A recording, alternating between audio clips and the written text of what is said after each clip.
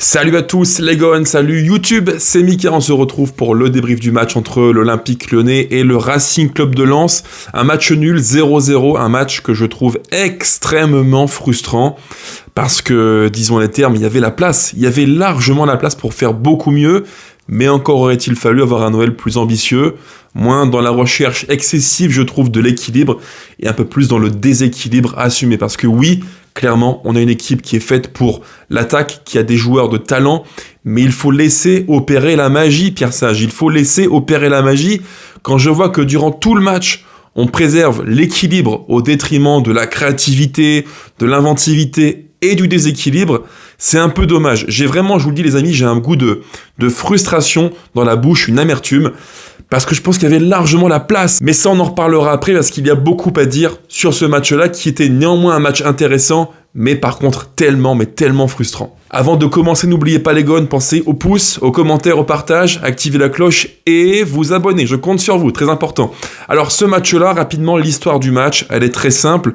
On affronte une équipe qui, là encore il faut le rappeler, est une équipe qui est rodée en 3-4-2-1. Ça fait maintenant quasiment 3-4 ans qu'il joue dans ce schéma-là. Will Steele a repris les principes, l'héritage de Franck Hez, deux pistons qui apportent beaucoup, et devant dans le 3-4-2-1 du RC Lens, les deux qui accompagnent le numéro 9, qui sont là pour décrocher, remiser, contribuer au jeu.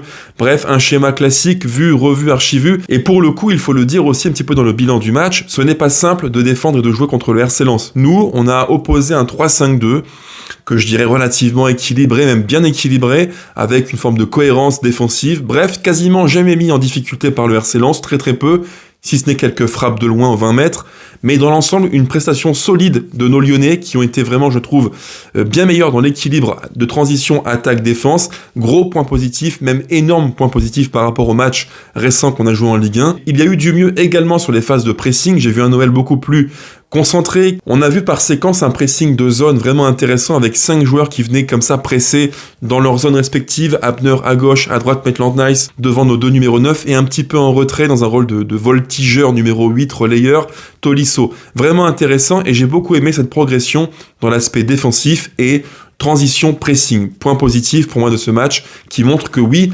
tactiquement, l'OL progresse. Sur l'ensemble du match, j'ai vu un Noël donc solide, défensivement, bien plus fiable que contre Monaco, Rennes ou même Strasbourg. Là encore, point positif. On a vu un Noël plutôt intelligent dans l'aspect défensif, avec des phases de jeu où on a su cadenasser, contrôler à la fois le cœur du jeu, mais également les côtés. C'est l'un des gros avantages du schéma A3 en 3-5-2, qui permet de contrôler à la fois la largeur, avec deux pistons qui sont présents et qui bloquent leurs homologues côté lensois, donc Frankowski et Machado, et en même temps, dans le cœur du jeu, dans l'axe, mettre beaucoup de joueurs, Matic, Tolisso, Cacré, qui tous les trois avaient pour but d'équilibrer enfin un Noël relativement déséquilibré lors des matchs précédents. Sauf que, c'est un petit peu le revers de la médaille. Oui, l'OL a été équilibré, oui, l'OL a été sérieux, oui, l'OL a fait un match cohérent dans l'ensemble, même positif, mais néanmoins, dans l'aspect offensif, contribution offensive, c'est pas assez. Et là, on sort un petit peu aux limites à la fois du schéma tactique, en 3-5-2 avec 3 numéros 6-8 qui sont plutôt à vocation défensive, mais également une limite liée au profil de joueurs dans le cœur du jeu que l'on a, à savoir des profils plutôt, je dirais, défensifs et pas assez forts dans le camp adverse. Et ça, c'est un vrai problème. On a un Noël qui est sérieux, cohérent, mais convenu et scolaire, c'est le gros problème. Pour faire simple, l'OL fait quasiment tout bien dans, je dirais, les 2 tiers du terrain, dans son camp et dans le cœur du jeu. On est plutôt solide, on est fiable, on est bien installé, on est cohérent, mais par contre, dans le tiers du camp d'en face, dans le camp adverse, c'est trop peu. Les profils que l'on a, Tolisso, Matic, Cacré, pour moi, manque de créativité offensive. Il manque ce joueur, et là c'est encore un petit peu une ritournelle, il manque ce joueur qui peut dans le camp adverse faire une différence par un geste juste, un décalage, une frappe, une passe bien pensée, par la vista en fait. Et ça c'est vraiment dommage car Pierre Sage n'est pas loin d'avoir trouvé l'équilibre quasiment parfait en 3-5-2, j'en parlerai après, c'est un point vraiment important. Autre point qui m'a rassuré, les prestations individuelles de joueurs qui ont été parfois en difficulté, parmi lesquels Matic, Tolisso ou encore Nakate. Pour moi, c'est un bon match de leur part, satisfaisant. C'est le cas de Matic qui a fait de nouveau du Matic, à savoir bon dans le tempo, la gestion du match, la temporisation. Abner pareil, match positif, un bel apport offensif, une belle patte gauche là-dessus, pas de surprise. Défensivement plutôt propre également. Dans le cœur du jeu, Tolisso intéressant, beaucoup de projections, même si à mon sens, il est presque dans un rôle à contre-emploi. Je préfère le voir plus reculé, plus bas, pour penser le jeu, pour dicter le tempo du match comme le fait Matic à ses côtés. Pierre Sage n'est pas loin d'avoir trouvé la recette, c'est pas loin. Je pense que le 3-5-2 comme il est actuellement mis en place, il a un avenir, il est intéressant, mais il faut modifier un tout petit truc pour le rendre un peu plus fou. Je pense qu'il faut inverser le triangle du milieu et passer à une pointe haute parce qu'il nous manque cette touche de créativité, cette touche de foot qui nous manque tant parce que on fait quasiment tout bien comme je vous l'ai dit, on défend bien, on est plutôt équilibré, mais par contre devant ça manque d'imagination. Le foot c'est avant tout un rapport au ballon et donnez-nous ces joueurs qui font la différence dans le camp adverse. C'est ça le foot, c'est faire la différence quand c'est plus serré, quand il y a beaucoup de monde. Le joueur qui prend le ballon et qui fait une diff par la passe, par la frappe.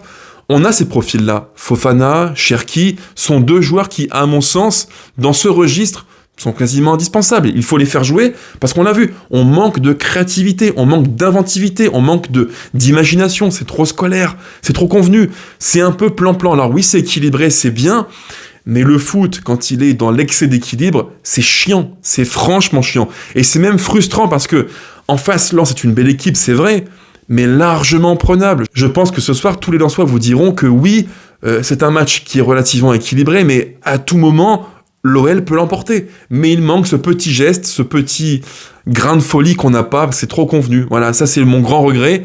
Je trouve que dans les choix de compos, on peut le dire, le coach a été vraiment trop frileux, et cette frilosité fait qu'on a été vraiment équilibré, c'est vrai, mais presque trop. Entre le très équilibré et le trop équilibré, il y a ça de marge. Et malheureusement, on a franchi cette marge. C'est un peu dommage, et ça laisse dans la bouche un foutu goût amer, parce que je pense vraiment qu'il y avait la place pour prendre non pas 1, mais 3 points. Quand je prends le banc de l'OL, Mikotadze, Fofana, Benrahma, Nuama, il y a beaucoup de matos. Vraiment, en Ligue 1, il n'y a pas grand monde qui a ça sur le banc. Nous, on l'a. Faisons jouer les artistes, faisons parler la magie du terrain, la magie du foot. Voilà, on a ces profils-là, il faut les faire jouer. Et j'espère que dans les prochains jours, les prochaines journées de Ligue 1, on aura enfin un OL porté vers l'avant et qui assumera enfin ce côté déséquilibré et l'aspect du jeu offensif. Car cet OL-là, pour moi, vraiment j'insiste, mais il a vocation à être porté vers l'avant plus que vers l'arrière. Et ça, il faut vraiment l'assumer. On a des joueurs de foot de grande qualité.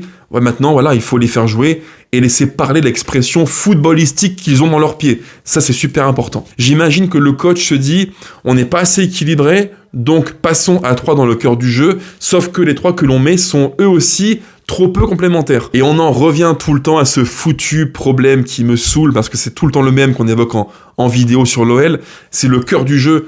On n'a pas ce profil d'équilibre défensif, on l'a pas. Le coach le sait, le staff le sait également, donc qu'est-ce qu'ils font? Ils se disent, comme on n'a pas ce profil qui est équilibrant et qui peut comme ça casser les transitions attaque-défense à lui tout seul, donc on revient à un schéma à 3 avec dans le cœur du jeu beaucoup de densité, et malheureusement à 3, avec Matic, Cacré, Tolisso ou Verretou, on manquera tout le temps de créativité, c'est pour moi le grand problème. Pierre Sage n'est pas loin de trouver une formule quasiment idéale, il a trouvé une base qui est solide, un 3-5-2 que l'on maîtrise bien. Maintenant, il manque ce petit grain de folie, cette touche footballistique. On n'a pas ce joueur qui techniquement est très très fort dans le camp adverse, on l'a pas. On manque d'inventivité, comme je vous l'ai dit. Et quand en plus, on a un déchet qui est énorme dans le cœur du jeu par Cacré, qui a perdu tellement de ballons simples, des passes à 2 mètres en une touche, des contrôles faciles, bref, c'est pénalisant. Et tant qu'on n'aura pas cette faculté à avoir une emprise dans le jeu, dans le cœur du jeu, on aura tout le temps des matchs un peu débridés, un peu fous, et donc une recherche de l'équilibre par le coach et le staff, parce qu'ils savent très bien qu'on manque de maîtrise technique. Voici mon débrief du match contre le RC Lens, un match extrêmement frustrant, parce qu'il y avait la place, il y avait largement la place de faire mieux, et de prendre, je le pense sincèrement, les 3 points. C'est parti remise, espérons que l'OL fasse mieux sur le plan du jeu. D'ici les prochains matchs, allez l'OL, toujours évidemment, dédicace à mon pote Netty qui se reconnaîtra. À bientôt, ciao ciao les gones.